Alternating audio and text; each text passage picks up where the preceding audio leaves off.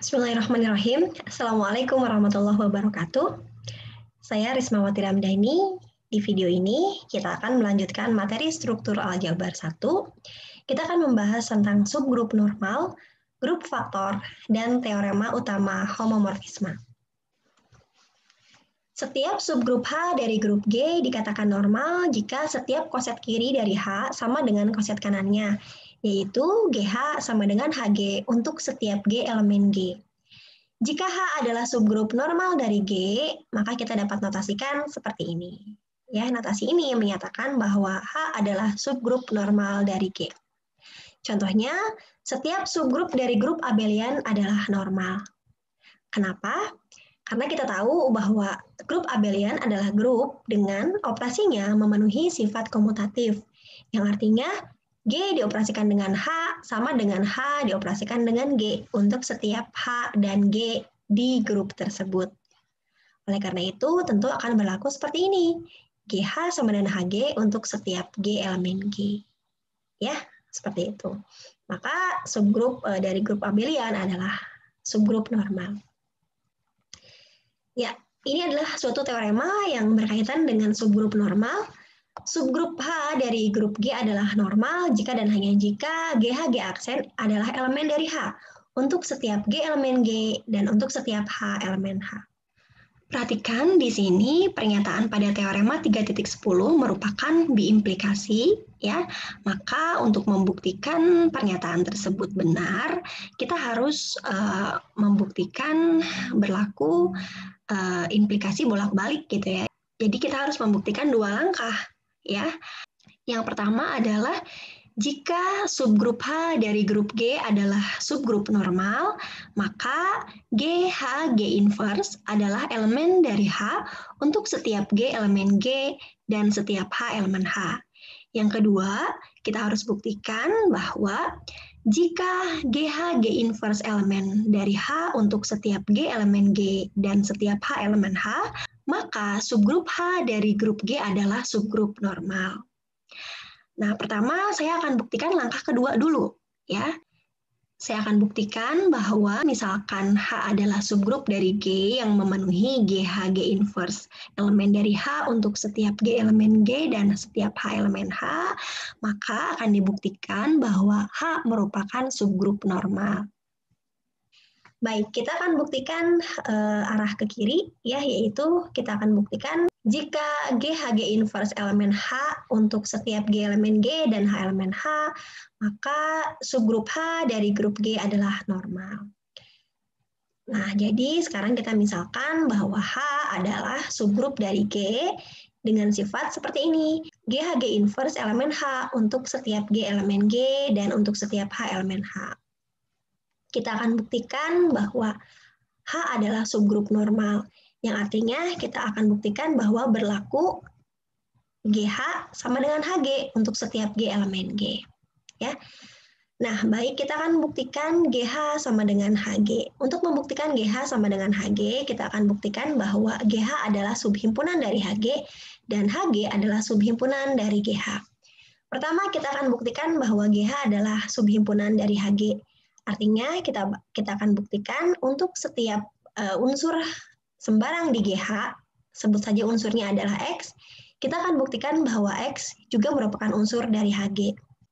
Nah, sekarang kita ambil sembarang X elemen GH, maka karena X adalah elemen dari GH, maka X sama dengan G dioperasikan dengan H untuk suatu H elemen dari H besar.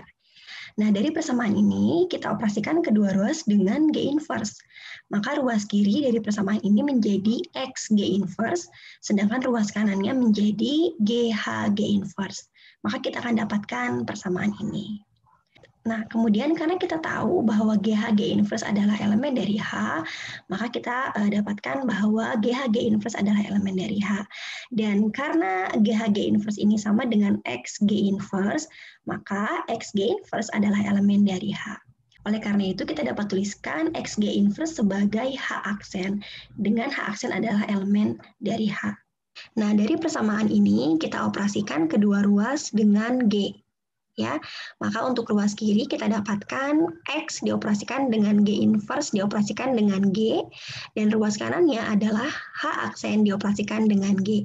Nah, perhatikan ruas kiri adalah X dioperasikan dengan G inverse dioperasikan dengan G. Dan kita tahu bahwa G inverse dioperasikan dengan G adalah elemen identitas. Maka ruas kiri akan menjadi X dioperasikan dengan elemen identitas. Yang hasilnya adalah X. Maka ruas kiri adalah X dan ruas kanan adalah H aksen G. Nah, perhatikan bahwa H aksen G adalah elemen dari HG karena H aksen G merupakan hasil operasi dari suatu elemen di H besar dengan G. Ya, oleh karena itu, karena X adalah H aksen G, maka X adalah elemen dari HG. Gitu ya. Nah, jadi X adalah elemen dari HG. Terbukti bahwa jika X elemen dari GH, maka X juga elemen dari HG, yang menunjukkan bahwa GH merupakan subhimpunan dari HG. Sekarang kita akan buktikan sebaliknya. Kita akan buktikan bahwa HG adalah subhimpunan dari GH. Misalkan Y adalah elemen dari HG yang sembarang, kita akan buktikan bahwa Y adalah elemen dari GH. Nah, karena Y adalah elemen dari HG, maka Y sama dengan HG untuk suatu elemen H di H. Akibatnya dari persamaan ini kita operasikan kedua ruas dengan G inverse, maka kita akan dapatkan G inverse Y sama dengan G inverse HG. Ya, kita akan dapatkan persamaan seperti ini. Kemudian perhatikan bahwa G adalah inverse dari G inverse. Ya, nah oleh karena itu kita dapatkan G inverse Y sama dengan G inverse H inverse dari G inverse. Nah, sekarang karena G adalah elemen dari G dan karena G adalah sebuah grup, maka inverse dari G juga ada di G. Ya, maka inverse dari G ada di G. Ya, nah sehingga kita dapat substitusikan G inverse ke pernyataan ini dengan mengganti G dengan G inverse. Kenapa? Karena pernyataan ini berlaku untuk setiap G elemen G. Maka ini pun berlaku untuk G inverse karena G inverse adalah elemen dari G. Maka kita punya G inverse, H inverse dari G inverse adalah elemen dari H. Maka kita punya pernyataan ini. Ya, dan karena G inverse H inverse dari G adalah G inverse Y, maka G inverse Y adalah elemen dari H. Yang artinya G inverse Y ini bisa saya misalkan sebagai H aksen gitu ya. Nah, di mana H aksen ini adalah elemen dari H. Nah, kemudian di sini kita operasikan ruas kiri dan ruas kanan dari persamaan ini dengan G, ya maka kita punya G dioperasikan dengan G inverse Y sama dengan G H inverse. Untuk ruas kiri, G dioperasikan dengan G inverse Y akan menjadi Y saja, begitu ya. Dengan alasan yang sama seperti sebelumnya, karena G dioperasikan dengan G inverse adalah elemen identitas, dan elemen identitas dioperasikan dengan Y adalah Y itu sendiri. Maka ruas kiri dari persamaan ini menjadi Y, dan ruas kanannya menjadi GH aksen. Nah, dengan demikian, kita punya persamaan Y sama dengan GH aksen. Nah, karena Y sama dengan GH aksen, maka Y ini dapat merupakan hasil operasi dari G dengan suatu elemen di H, yaitu H aksen ini. Dengan demikian, Y ini adalah elemen dari GH. Terbukti bahwa jika Y adalah elemen dari HG, maka Y juga elemen dari GH untuk sembarang Y. Dengan demikian, kita punya kesimpulan bahwa HG adalah subhimpunan dari GH. Ya, dengan demikian kita sudah buktikan bahwa GH subhimpunan dari HG dan juga HG subhimpunan dari GH. Yang artinya kita dapat simpulkan bahwa HG sama dengan GH atau GH sama dengan HG. Nah, artinya di sini karena berlaku bahwa GH sama dengan HG untuk setiap G elemen G, kita dapat simpulkan bahwa H adalah subgrup normal di G. Dengan demikian kita sudah buktikan untuk implikasi ini ya. Maka kita sudah membuktikan satu langkah begitu ya. Nah, sekarang kita akan buktikan langkah yang kedua. Sekarang kita buktikan arah sebaliknya ya. Kita buktikan bahwa misalkan H adalah subgrup normal dari G, maka GHG inverse adalah elemen dari H untuk setiap G elemen G dan setiap H elemen H. Nah, misalkan H adalah subgrup normal di G, maka untuk setiap G elemen G akan berlaku GH sama dengan HG. Ingat, kita akan buktikan bahwa GHG inverse elemen dari H. Nah, sekarang ambil sembarang G elemen dari G dan H elemen H. Nah, karena berlaku bahwa GH sama dengan HG ya, karena persamaan ini, maka kita punya persamaan ini, yaitu G dioperasikan dengan H sama dengan H aksen dioperasikan dengan G. Nah, jadi di sini ketika kita punya persamaan ini, maka kita punya persamaan ini. Nah, perhatikan di sini H dengan H aksen ini tidak selalu sama, begitu ya. Jadi sekali lagi dari persamaan ini kita dapatkan persamaan ini, ya. Yang artinya di sini untuk ruas kiri GH itu artinya G dioperasikan dengan suatu elemen dari H, ya. Elemennya saya misalkan adalah H. Lalu untuk ruas kanan HG ini artinya adalah suatu elemen di H dioperasikan dengan G, di mana elemen dari H-nya ini saya misalkan adalah H aksen. Perhatikan bahwa elemen H di sini dengan elemen H di sini tidak selalu sama ya. Jadi dari persamaan ini kita dapatkan persamaan ini. Nah, kemudian dari persamaan ini kita kalikan kedua ruas dengan G inverse. Jadi kita dapatkan persamaan seperti ini. GH G inverse sama dengan H aksen G inverse seperti ini. Nah, perhatikan karena G dioperasikan dengan G inverse adalah elemen identitas, maka H aksen dioperasikan dengan G, dioperasikan dengan G inverse ini sama dengan H aksen. Ya, seperti itu. Nah, karena H aksen adalah elemen dari H, dan H aksen ini adalah sama dengan GHG inverse, maka kita dapat simpulkan bahwa GHG inverse adalah elemen dari H. Maka terbukti bahwa jika H adalah subgrup normal dari G, maka akan berlaku bahwa GHG inverse elemen dari H untuk setiap G elemen G dan H elemen H. Maka teorema 3.10 terbukti. Berikutnya, berdasarkan teorema 3.10, ada 3 pernyataan yang ekivalen tentang suatu subgrup normal H dari grup G. Jadi, ekivalen itu artinya jika berlaku ini, maka ini dan ini akan berlaku. Jika berlaku ini dan ini akan berlaku, dan jika berlaku ini, maka ini dan ini juga berlaku. Ya, apa saja pernyataannya? Yang pertama, GHG inverse adalah elemen dari H untuk setiap G elemen G dan H elemen H. Lalu, GHG aksen sama dengan H untuk setiap G elemen G. Dan yang ketiga adalah GH sama dengan HG untuk setiap G elemen G. Jadi saya berikan contoh ya. Nah, dari pernyataan ini artinya, jika berlaku bahwa GHG inverse elemen H untuk setiap G elemen G dan H elemen H, maka akan berlaku bahwa GHG inverse adalah H untuk setiap G elemen G dan juga GH sama dengan HG untuk setiap G elemen G. Seperti itu ya. Baik, maka ini juga berlaku untuk pernyataan lainnya gitu. Jika berlaku 2, maka akan berlaku 1 dan 3. Jika berlaku 3, maka akan berlaku 1 dan 2. Yang tadi saya contohkan itu adalah ketika jika berlaku 1, maka berlaku 2 dan 3. Seperti itu ya. Nah, contoh berikutnya, kernel dari homomorfisme Pi dari G ke G aksen adalah subgrup normal dari G. Baik, nah kita akan buktikan bahwa ker Pi adalah subgrup normal dari G. Nah, pertama kita akan buktikan bahwa ker Pi adalah subgrup dari G. Nah, sebetulnya pembuktian bahwa ker Pi adalah subgrup dari G sudah ada di teorema 3.4 di materi homomorfisme. Silakan Anda cek videonya ya, video yang berjudul homomorfisme. Di situ dijelaskan bahwa ker Pi adalah suatu subgrup dari G, gitu ya.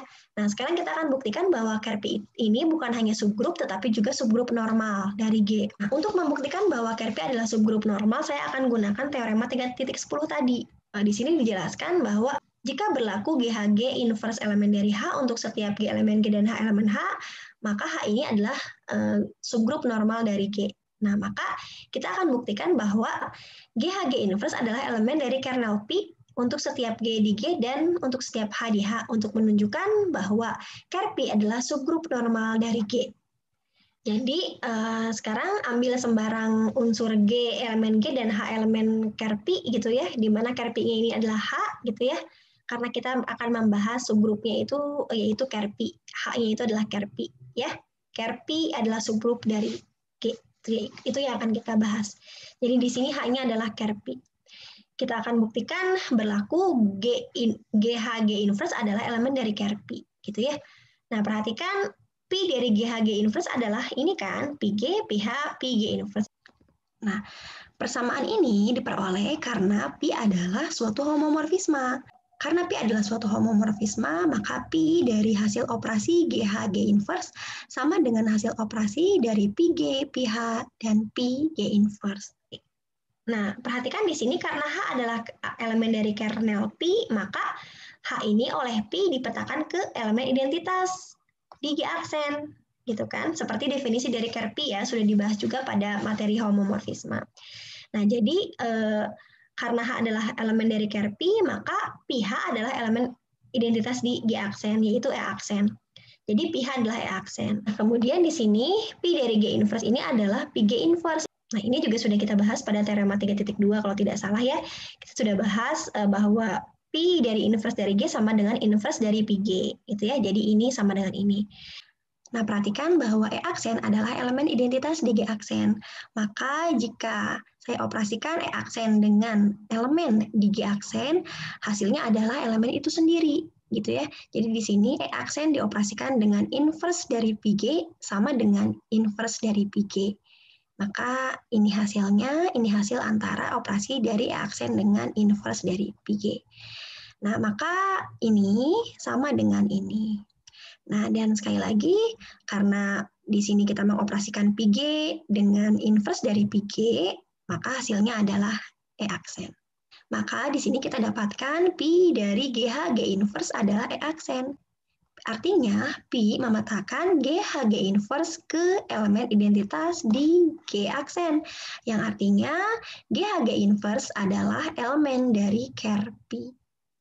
Nah, karena GHG inverse adalah elemen dari ker P, maka berdasarkan teorema 3.10 terbukti bahwa ker P adalah subgrup normal dari G.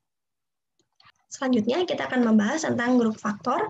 Misalkan G adalah grup dan H adalah subgrup normal G, kita definisikan sebuah himpunan ini ya sebagai himpunan semua koset dari H di G. Sehingga himpunan ini dapat kita tulis seperti ini. Himpunan yang elemennya adalah GH, di mana G adalah elemen dari G. Jadi G per H ini adalah himpunan semua koset dari H di G. Nah, himpunan ini jelas tidak kosong. Kenapa? Karena H ini adalah elemen dari ini. Kenapa? Karena H ini adalah EH ya. A adalah EH dan E ini adalah identitas di G gitu kan.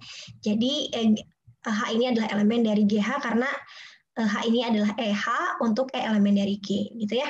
Kita dapat membangun sebuah grup dari suatu himpunan ini seperti yang dinyatakan dalam teorema 3.11. Nanti ada teoremanya ya di bagian berikutnya. Nah, sekarang kita definisikan operasi biner pada himpunan ini sebagai berikut. AH BH sama dengan ABH. Ya, ini adalah operasi biner yang dimaksud. Ini berlaku untuk setiap AH dan BH di sini. Nah, operasi ini disebut sebagai operasi pergandaan koset. Nah, kita akan buktikan bahwa operasi ini membentuk grup pada himpunan ini. Gitu ya. Nah, operasi ini dimungkinkan karena apa? Karena H adalah subgrup normal, yaitu AHBH sama dengan A dioperasikan dengan HB, ini karena G-nya adalah grup, gitu ya. Maka berlaku AHBH sama dengan AHBH. Nah, lalu karena H-nya adalah subgrup normal, maka berlaku HB sama dengan BH. Seperti ini. Nah, ini akan sama dengan AB, HH. Dan HH ini adalah H ya, pasti H dioperasikan dengan H adalah H lagi, gitu ya. Karena H dioperasikan dengan H ini kan kita mau operasikan dua elemen di H. Dua elemen di H ini kan pasti ada di H ya, karena H-nya adalah grup. Jadi HH ini akan sama dengan H. Nah, selanjutnya kita akan tunjukkan bahwa operasi ini adalah well defined, yang artinya ketika kita ambil dua pasang elemen di G per H, nah maka ketika dua pasangan ini sama, maka hasil operasinya juga sama, gitu ya. Jadi ketika kita ambil AH/BH di sini dan XH/YH di sini dengan sifat AH sama dengan XH dan BH sama dengan YH, maka kita akan tunjukkan bahwa hasil operasinya sama, gitu ya. Nah, ABH sama dengan XYH, gitu ya. Karena kan tadi kita tahu bahwa operasi antara AH dengan BH itu adalah ABH ya, berdasarkan definisi dari ini. Lalu XH-YH adalah XYH. Ya, jadi kita akan buktikan bahwa ABH akan sama juga dengan XYH kalau AH-nya sama dengan XH dan BH-nya sama dengan YH, seperti itu. Baik, nah kita ingat ada suatu teorema di bab koset, ya di situ dijelaskan bahwa jika H adalah subgrup dari grup G dan A dan B adalah suatu elemen dari G, jika AH adalah koset kiri dari H yang juga memuat B, maka AH adalah sama dengan BH. Yang artinya di sini AH adalah koset kiri dari H yang memuat B. Jadi B ini adalah elemen dari AH, gitu ya. Jadi jika B adalah elemen dari AH, maka AH sama dengan BH. Jadi seperti ini. Jika B adalah elemen dari AH, maka AH sama dengan BH. Nah, jadi untuk menunjukkan bahwa ABH sama dengan XYH, kita cukup membuktikan bahwa XY adalah elemen dari ABH.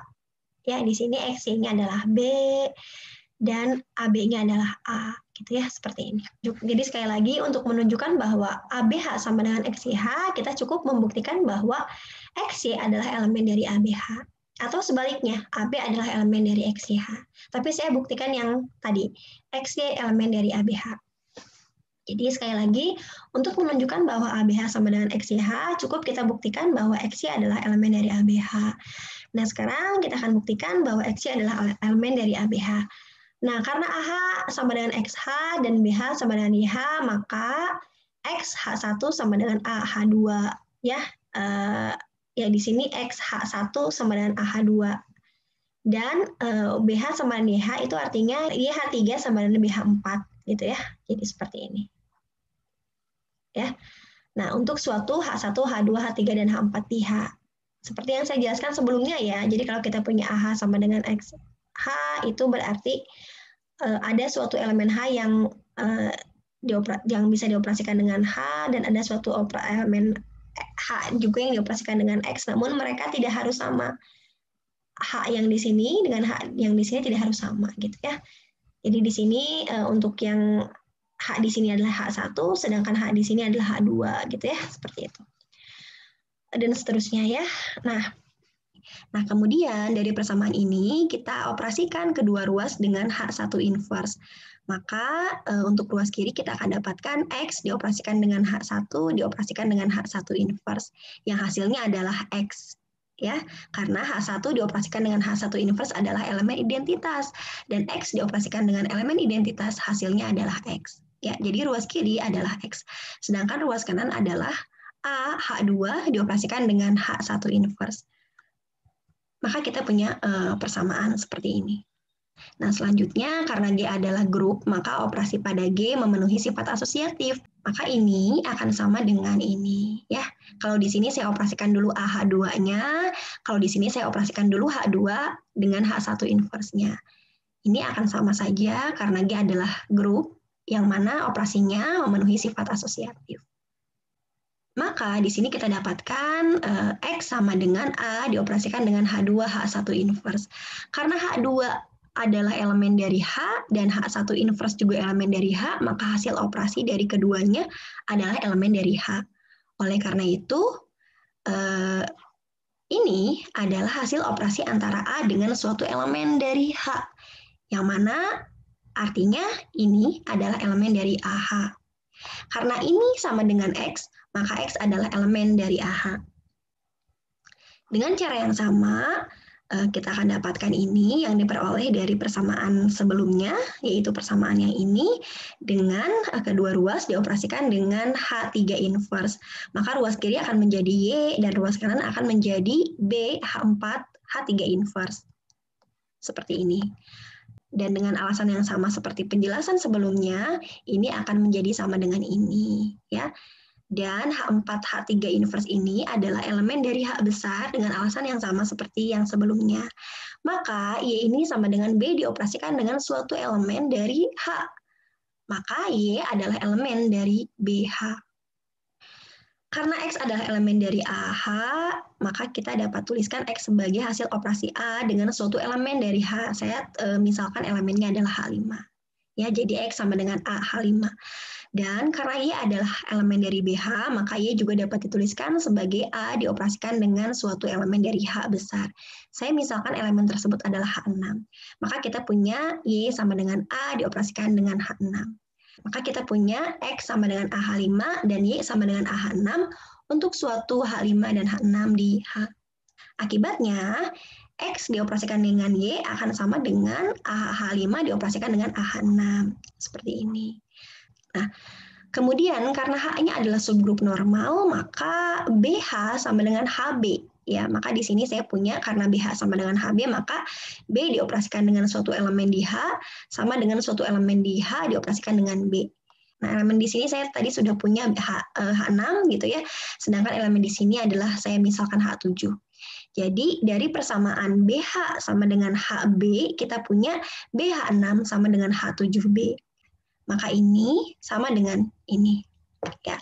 Nah, kemudian karena G adalah bersifat asosiatif, maka saya bisa operasikan H5 dengan H7 terlebih dahulu, begitu ya. Jadi nanti ini akan menjadi A H5H7B.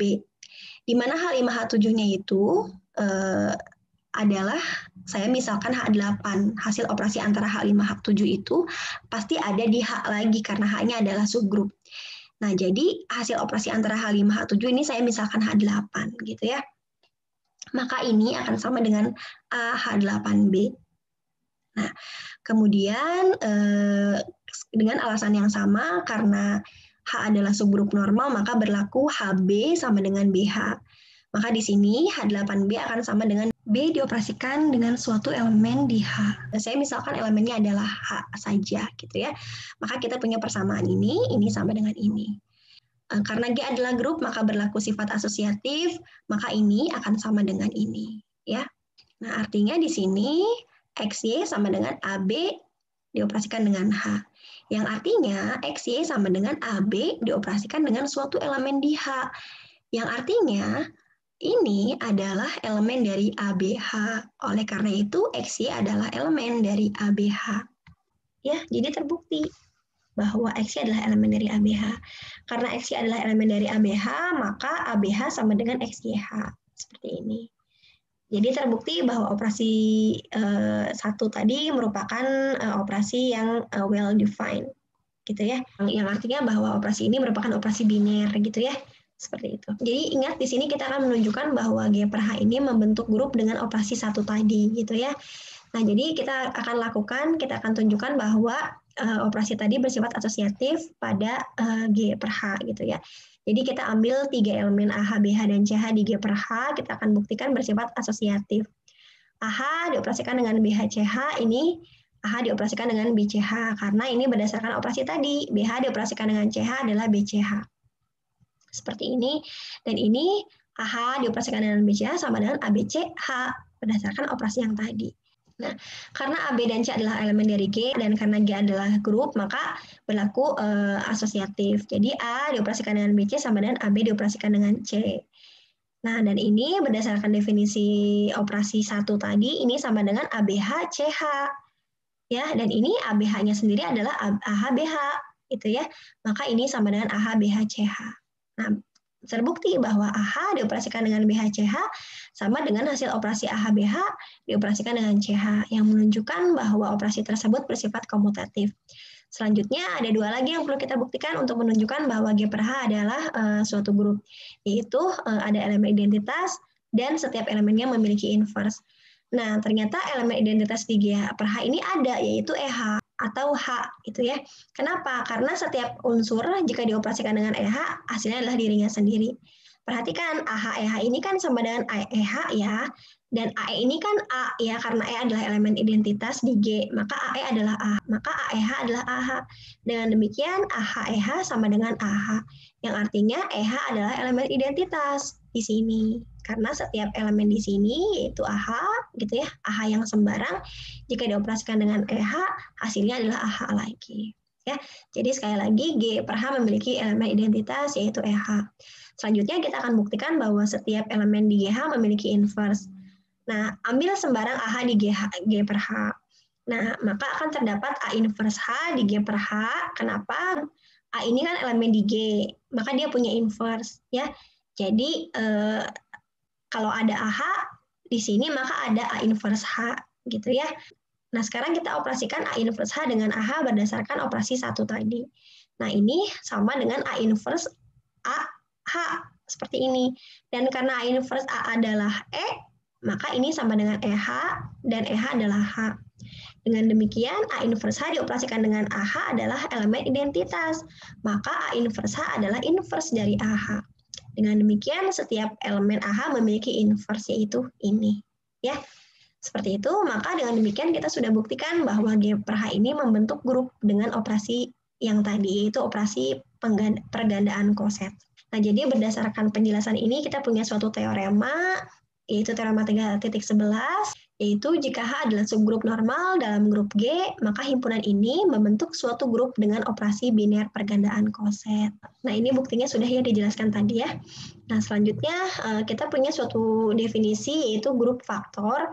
Grup G per H pada teorema ini disebut grup faktor dari G modulo H. Ya, jadi grup G per H ini dengan operasi biner pergandaan koset disebut sebagai grup faktor dengan catatan H-nya adalah subgrup normal dalam grup G. Ya, contoh 3, jika H adalah grup abelian dan H adalah subgrup di G, maka G per H adalah grup faktor. Nah, di sini tadi kan di awal di contoh 1 tadi kita sudah bahas ya bahwa setiap subgrup dari grup abelian merupakan subgrup normal. Ya, jadi dengan terpenuhinya ini ya, dengan syarat ini, maka H ini adalah subgrup normal. Karena H adalah subgrup normal, maka G per H adalah grup faktor ya. Yang kedua, jika Pi dari G ke G aksen adalah suatu homomorfisme grup, maka G per ker Pi juga merupakan grup faktor. Sekali lagi, untuk menentukan bahwa ini adalah suatu grup faktor, kita cukup tunjukkan bahwa H ini adalah subgrup normal dalam grup G. Nah, jadi di sini untuk menunjukkan bahwa G per ker Pi adalah grup faktor, kita perlu tunjukkan bahwa ker Pi ini adalah subgrup normal, gitu ya. Nah, tadi juga kita sudah bahas di contoh kedua ya, bahwa ker Pi adalah subgrup normal, ya. Jadi ini juga terbukti bahwa G per ker Pi adalah grup faktor, gitu ya. Baik, selanjutnya kita akan membahas tentang teorema utama homomorfisme. Kita akan bahas dulu beberapa teorema sebelum kita membahas teorema utama homomorfisme. Teorema 3.12 ini adalah menjelaskan tentang isomorfisme natural atau kanonik. Jika Pi dari G ke G aksen adalah homomorfisme dengan kernel dari Pi adalah H dan G per H adalah himpunan semua koset-koset kiri dari H, maka mu yang merupakan pemetaan dari G per H ke Pi G dengan definisinya adalah seperti ini, mu AH sama dengan Pi A, maka mu adalah suatu isomorfisme. Baik, jadi kita akan membuktikan bahwa mu adalah suatu isomorfisme, yang artinya kita harus tunjukkan bahwa mu adalah suatu homomorfisme, kemudian mu adalah pemetaan yang injektif dan juga surjektif. Pertama, kita akan buktikan bahwa mu adalah suatu homomorfisme, yang artinya mu dari AH-BH harus sama dengan mu AH, mu BH, gitu ya. Dengan operasi yang di sini adalah operasi AH dengan BH-nya ini adalah operasi di G per H, sedangkan mu AH dengan mu BH dioperasikannya berdasarkan operasi Pi G, gitu ya. Seperti itu. Nah, perhatikan mu AH-BH karena AH-BH ini dioperasikan berdasarkan operasi G per H, dan operasi yang membangun G per H ini adalah operasi pergandaan koset, maka mu dari AH-BH sama dengan mu dari ABH. Berdasarkan dari definisi dari mu-nya ya, mu AH adalah Pi A, maka mu dari ABH adalah Pi AB, seperti ini. Dan Pi AB ini adalah Pi A Pi B. Kenapa? Karena Pi adalah homomorfisme, ya. Pi adalah suatu homomorfisme. Jadi Pi AB sama dengan Pi A Pi B. Dan Pi A ini kan mu AH ya. Jadi Pi A adalah mu AH dan Pi B adalah mu AB. Jadi kita dapatkan ini sama dengan mu AH, mu BH. Maka terbukti bahwa mu dari AH-BH sama dengan mu AH, mu BH, yang menunjukkan bahwa mu adalah suatu homomorfisme. Selanjutnya kita akan buktikan bahwa mu bersifat injektif. Misalkan kita punya sembarang BH dan CH di sini gitu ya di domain dengan sifat bahwa mu AH sama dengan mu BH. Kita akan buktikan bahwa AH-nya sama dengan BH. Nah, perhatikan ketika mu AH sama dengan mu BH, maka berdasarkan persamaan ini, berdasarkan definisi dari mu, kita dapatkan PA sama dengan PB ya. Karena mu AH sama dengan PA ya dan mu BH sama dengan PB. Seperti ini. Jika Anda ingat pada teorema 3.5 yang sudah kita bahas pada video yang berjudul homomorfisme, di situ dijelaskan bahwa jika P adalah suatu homomorfisme dari G ke G aksen dan H-nya adalah kernel dari P gitu ya, dan berlaku PA sama dengan PB, maka AH sama dengan BH. Silakan Anda cek kembali ya. Nah, dengan demikian berlaku bahwa AH sama dengan BH, maka berlaku untuk sembarang BH dan CH di sini yang memenuhi mu AH sama dengan mu BH. Maka akan berlaku AH sama dengan BH. Yang menunjukkan bahwa mu adalah pemetaan yang bersifat injektif. Selanjutnya akan dibuktikan bahwa mu adalah suatu pemetaan yang bersifat surjektif. Kita akan buktikan bahwa untuk sembarang Y elemen di kodomain, kita akan buktikan bahwa ada suatu elemen A di domain sehingga mu dari A sama dengan Y gitu ya. Nah, sekarang karena Y adalah elemen dari Pj, maka Y ini adalah sama dengan P dari X gitu ya untuk suatu X elemen G. Nah, kita akan cari nilai A tadi yang memenuhi mu A sama dengan Px gitu ya, atau mu A sama dengan Y gitu ya. Nah, ternyata A yang memenuhi itu adalah XH gitu. Kenapa? Karena mu dari XH ini sama dengan Y gitu ya. Perhatikan di sini mu dari XH ini berdasarkan definisi ini mu dari XH adalah Px gitu ya. Px dan Px ini adalah Y. Gitu ya. Nah, jadi terbukti bahwa mu bersifat surjektif. Oleh karena itu, kita sudah buktikan bahwa mu adalah suatu isomorfisme. Selanjutnya, teorema 3.13, jika H adalah subgrup normal dari G, maka delta yang merupakan pemetaan dari G ke G per H dengan sifat seperti ini, delta A sama dengan AH untuk setiap A elemen G, maka delta ini adalah suatu homomorfisme dengan kernel dari deltanya adalah H. Nah, jadi kita akan buktikan bahwa delta adalah suatu homomorfisme, kemudian kernel dari delta adalah H. Pertama, kita akan buktikan bahwa delta adalah suatu homomorfisme. Caranya seperti yang tadi, kita akan buktikan bahwa delta dari dua operasi A dengan B sama dengan operasi antara delta A dengan delta B. Perhatikan delta AB berdasarkan definisi ini, delta AB adalah ABH. Ya. Nah, kemudian karena ABH ini adalah suatu elemen di G per H gitu ya, karena kan delta dari suatu elemen di G dipetakannya ke elemen dari G per H ya. Jadi delta dari AB adalah ABH, maka ABH ini adalah elemen dari G per H. Karena ABH adalah elemen dari G per H, maka operasi yang ada pada ABH ini, operasi yang ada adalah operasi pergandaan koset, yaitu ABH ini sama dengan AHBH. Gitu ya. Nah, karena AH-nya ini adalah delta A dan BH-nya adalah delta B, berdasarkan definisi ini, maka kita dapatkan persamaan ini. Maka terbukti bahwa delta AB sama dengan delta A delta B yang menunjukkan bahwa delta adalah suatu homomorfisme. Selanjutnya kita akan buktikan bahwa kernel dari delta adalah H. Yang artinya kernel delta itu kan, ingat kembali bahwa kernel dari delta itu adalah suatu elemen di G yang mana elemen itu dipetakan oleh delta ke elemen identitas di G per H gitu ya. Dan kita tahu elemen identitas dari G per H itu adalah H ya, tadi kita udah bahas di awal. Jadi kernel delta ini adalah himpunan unsur X di G yang memenuhi delta X-nya sama dengan H. Nah sekarang karena delta X-nya ini adalah XH, gitu ya, berdasarkan definisi ini, maka kita bisa tuliskan ini sama dengan ini. Ya. Nah perhatikan di sini kita punya persamaan XH sama dengan H, yang artinya di sini elemen X dioperasikan dengan H adalah H lagi, gitu ya. Nah, elemen X yang memenuhi ini adalah elemen X yang ada di H. Karena jika elemen X-nya tidak ada di H, belum tentu X dioperasikan dengan H adalah H lagi, gitu ya. Seperti itu.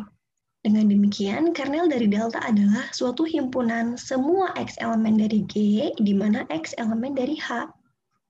Karena H adalah subgrup dari G, maka X yang memenuhi himpunan ini adalah X elemen dari H.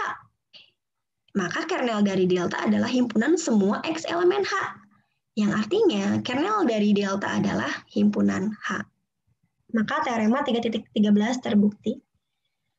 Nah, selanjutnya teorema 3.12 dan teorema 3.13 ini secara bersama-sama menunjukkan bahwa homomorfisme Pi dapat difaktorkan, yaitu Pi sama dengan mu dioperasikan dengan delta, di mana delta adalah homomorfisme dan mu adalah homomorfisme satu-satu atau isomorfisme dengan Pg.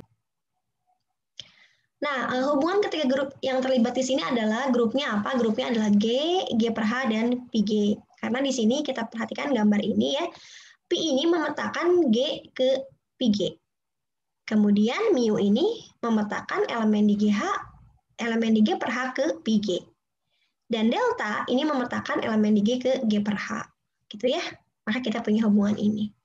Maka Pi ini adalah hasil operasi antara mu dengan delta. Seperti ini. Baik, maka di sini kita punya suatu teorema utama homomorfisme. Jika Pi adalah suatu pemetaan dari G ke G aksen dan Pi merupakan homomorfisme grup dengan kernelnya adalah H, maka mu yang merupakan pemetaan dari G per H ke Pg yang didefinisikan sebagai berikut, mu dari GH sama dengan Pg adalah suatu isomorfisme. Kemudian, jika delta yang merupakan pemetaan dari G ke G per H adalah suatu homomorfisme dengan sifat seperti ini, delta G sama dengan GH, maka masing-masing G elemen G dapat ditulis sebagai Pg sama dengan mu delta dari G, yang menunjukkan bahwa Pi sama dengan mu delta. Buktinya seperti ini. Sebelumnya sudah ditunjukkan bahwa mu adalah isomorfisme dan delta adalah suatu homomorfisme, ya. Nah, maka sekarang kita tinggal tunjukkan bahwa untuk setiap G elemen G dapat dituliskan sebagai Pg sama dengan mu delta G. Ya, jadi kita tinggal buktikannya ini karena yang bagian atas ini sudah dibuktikan. Ya, di sini mu adalah suatu isomorfisme tadi sudah dibuktikan, kemudian delta adalah homomorfisme juga sudah dibuktikan, maka sekarang kita tinggal membuktikan bahwa Pg sama dengan mu delta G untuk setiap G elemen dari G, ya. Nah, perhatikan kita ambil sembarang G elemen dari G, maka Pg ini ya, ini sama dengan mu dari GH dari sini. Ya, Pg sama dengan mu dari GH. Nah, kemudian GH-nya sendiri ini adalah delta G. Gitu ya, berdasarkan persamaan ini. Maka mu GH sama dengan mu dari delta G, dan ini sama saja dengan mu delta dari G. Oleh karena itu, Pi sama dengan mu delta, dengan domainnya adalah G. Terbukti ya. Jadi teorema 3.14 terbukti. Nah, dari teorema utama homomorfisme ini dapat disimpulkan bahwa setiap homomorfisme dengan domain grup G memberikan grup faktor G per H, dan setiap grup faktor G per H memberikan homomorfisme dari G ke G per H. Seperti itu. Contoh 4, perhatikan grup faktor Z4 kali Z2 per himpunan 0 kali Z2, yaitu grup abelian yang dibangun secara hingga. Pemetaan proyeksi Pi1 dari himpunan Z4 kali Z2 ke Z4 yang didefinisikan sebagai Pi1XY sama dengan X adalah epimorfisme dengan kernelnya adalah himpunan 0 dikali Z2. Menurut teorema utama homomorfisme, maka grup ini yaitu Z4 kali Z2 per himpunan 0 dikali Z2 adalah isomorfis dengan Z4. Dan hubungan ini dapat ditunjukkan dengan diagram berikut ini. Nah, kita pertama akan berikan penjelasan dulu bahwa proyeksi Pi1 ini merupakan epimorfisme dengan kernel seperti ini. Nah, epimorfisme itu adalah homomorfisme yang surjektif. Jadi di sini kita akan tunjukkan setiap elemen di Z4 ada pasangannya di Z4 kali Z2 gitu ya. Nah, oke, perhatikan ketika kita ambil sembarang elemen X di Z4, maka memang akan selalu ada elemen A di sini sehingga Pi1 dari A sama dengan X, di mana A-nya adalah X, Y, gitu ya.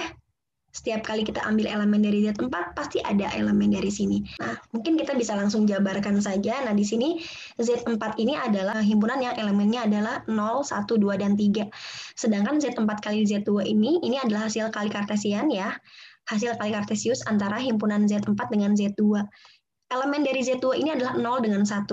Maka himpunan ini tuh elemennya adalah 0,0, 0,1, 1,1, 1,0, 2,0, 2,1, 3,0, dan 3,1 ya. Nah, setiap kita ambil elemen di Z4 gitu ya, misalnya elemennya adalah 0 gitu, maka akan selalu ada elemen di sini sehingga Pi1 dari elemen itu adalah 0. Elemennya adalah 0, unsur di Z2 gitu. Ya. Jadi misalnya 0,0 dan 0,1. 0,0 oleh Pi1 akan dipetakan ke 0 gitu kan? Karena definisi Pi1 itu adalah Pi1 dari X, Y adalah X gitu ya.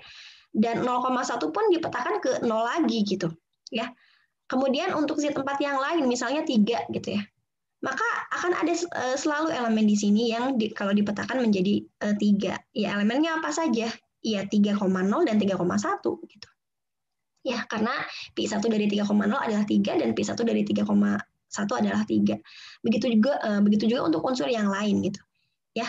Nah, jadi artinya setiap unsur di sini punya pasangan di sini ya. Yang artinya Pi1 adalah suatu epimorfisme. Nah, sekarang kita buktikan bahwa kernel dari Pi1 ini adalah himpunan ini. Nah, perhatikan bahwa kernel dari Pi1 ini adalah unsur-unsur di sini yang petanya adalah unsur identitas di sini gitu. Nah, unsur identitas di Z4 itu adalah 0 gitu kan. Jadi sekarang kita akan menentukan elemen di sini yang dipetakan menjadi 0 gitu. Ya. Nah, unsur apa saja? Tadi kita sudah singgung sebetulnya. Unsur-unsur di sini yang dipetakan ke 0 itu adalah 0,0 dan 0,1. Gitu ya. 0,0 dan 0,1. Nah, 0,0 dan 0,1 itu adalah elemen dari ini, dari himpunan 0 dikali Z2. Himpunan 0 dikali Z2 ini adalah himpunan hasil kali kartesian antara himpunan 0 dengan Z2. Z2 itu kan elemennya 0 dengan 1. Maka 0 dioperasikan dengan Z2 itu adalah 0,0 dan 0,1. Persis sama seperti elemen-elemen yang dipetakan oleh Pi1 ke 0 gitu ya. Jadi benar bahwa kernel dari Pi1 itu adalah himpunan ini gitu ya. Nah, selanjutnya menurut teorema utama homomorfisme ini pun akan isomorfis dengan Z4 gitu ya. Maka akan ada suatu isomorfisme dari himpunan ini ke Z4. Kalau kita pandang teorema utama homomorfisme, maka ini tuh berlaku sebagai G, ini tuh sebagai H gitu ya. Dan ini adalah Pi1 dari G gitu ya. Petanya gitu ya. Himpunan kodomain dari P1 gitu ya. Kodomain dari Pi1 gitu ya. Isomorfismenya dinotasikan sebagai mu. Ya, jadi mu itu kan di sini dia memetakan G per H ke Pi G gitu ya. Dan tadi kita sudah jelaskan bahwa ini adalah G, ini adalah H, dan ini adalah Pi1 dari G gitu ya. Nah, Pi1-nya di sini itu adalah Pi di sini gitu. Ya, seperti itu. Jadi akan ada isomorfisme dari G per H ke Pi G atau dari himpunan ini per ini ke himpunan ini. Seperti itu. Nah, kemudian hubungan ini dapat ditunjukkan dalam diagram seperti ini. Z4 kali Z2 oleh Pi1 dipetakan ke Z4 berdasarkan definisi ini ya. Kemudian mu ini suatu isomorfisme yang memetakan himpunan ini ke himpunan ini. Lalu kemudian akan ada homomorfisme delta yang memetakan Z4 kali Z2 ke sini ya. Baik, itu saja yang dapat saya sampaikan pada video kali ini. Semoga bermanfaat dan semoga dapat dipahami. Saya Rismawati Ramdhani. Wassalamualaikum warahmatullahi wabarakatuh.